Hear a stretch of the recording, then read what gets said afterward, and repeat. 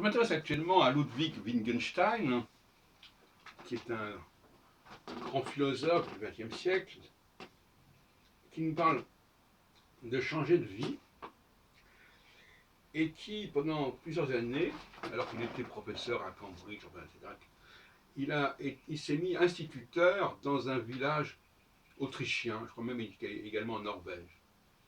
C'est intéressant sur le plan astrologique, ce genre de comportement, qui est, à mon avis, assez fréquent. Tout d'un coup, on sort de la ligne droite et on dévie vers d'autres expériences.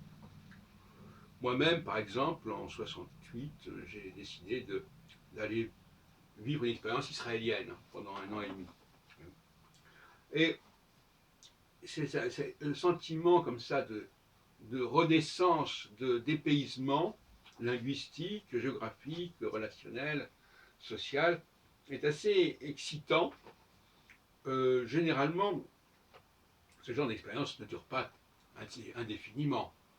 Aucune expérience de changement ne dure indéfiniment d'ailleurs.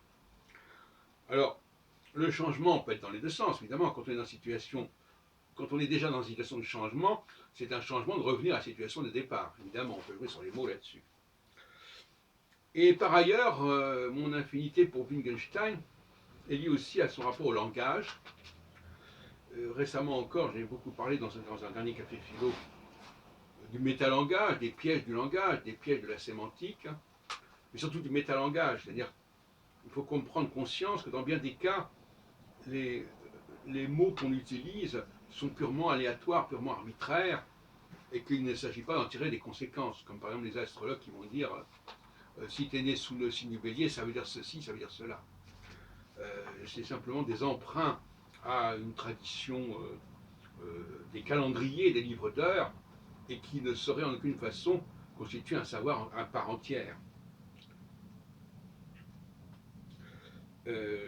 Donc, Wittgenstein était juif, d'ascendance juive, autrichienne, et il fait partie de ces grands penseurs juifs des 19e, 20e siècle, je crois, qui sont statistiquement assez représentatifs. Puisque je rappelle encore une fois que la recherche astrologique doit être avant tout statistique. Et la recherche astrologique, c'est aussi la recherche anthropologique. Quelle est la place des juifs, quelle est la signification d'être juif aujourd'hui, passe par la statistique.